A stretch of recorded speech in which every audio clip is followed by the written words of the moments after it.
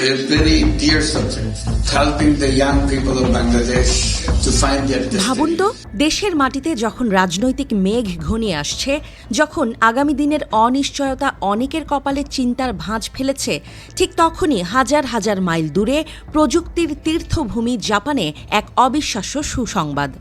আগামী 5 বছরে অন্তত 1 লাখ বাংলাদেশি শ্রমিক জাপানে কাজ পাবেন। শুনতে রূপকথার মতো লাগছে, তাই না?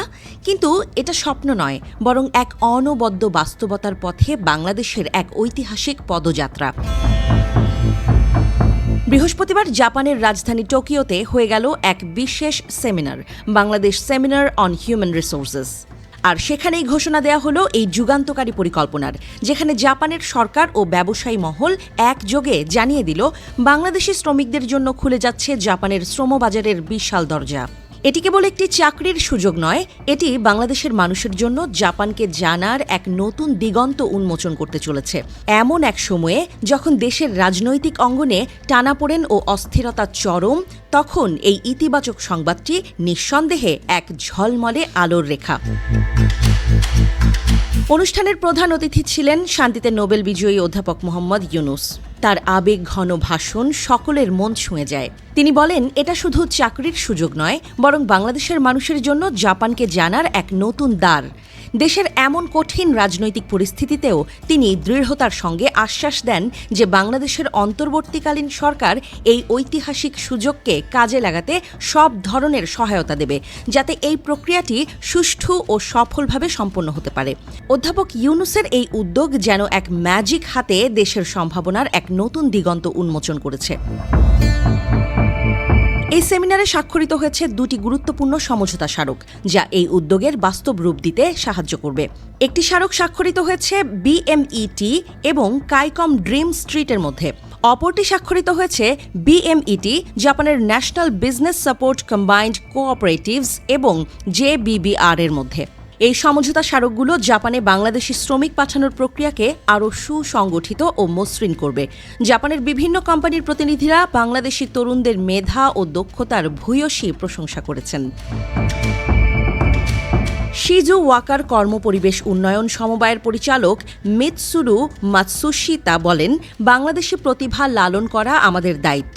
আমরা তাদের ক্ষমতা বিকাশে এবং জাপানের কর্মপরিবেশে মানিয়ে নিতে সব ধরনের সহযোগিতা দিতে প্রস্তুত।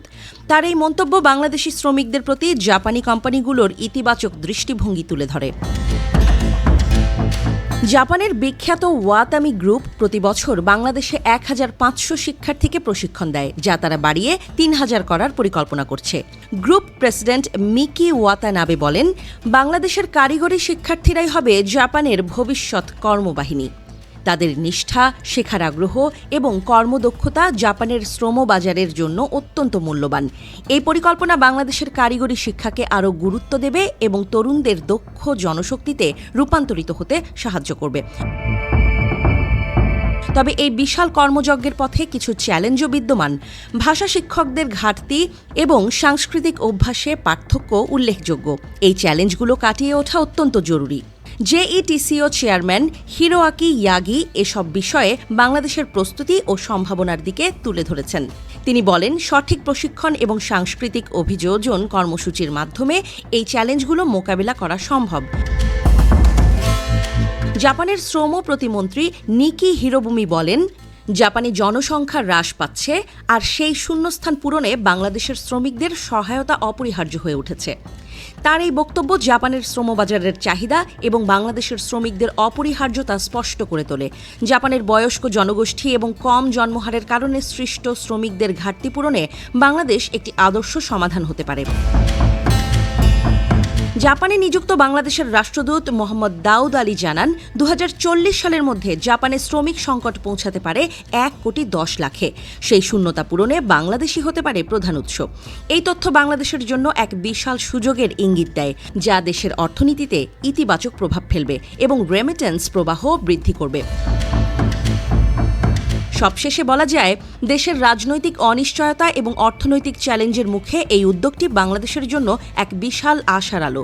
এটি শুধু কর্মসংস্থান নয়, এটি দুই দেশের সম্পর্ককে আরও গভীর করার, ভবিষ্যৎ গড়ার এবং তরুণ বাংলাদেশিদের জন্য আন্তর্জাতিক সফলতার পথে এক সাহসী যাত্রার হাতছানি। অধ্যাপক মোহাম্মদ ইউনুসের মতে ব্যক্তিত্বের এমন একটি ম্যাজিক পদক্ষেপ যা দেশের জন্য বিপুল সংখ্যক কর্মসংস্থান বয়ে এনেছে তা নিঃসন্দেহে বাংলাদেশের জন্য এক বিশাল ইতিবাচক বার্তা।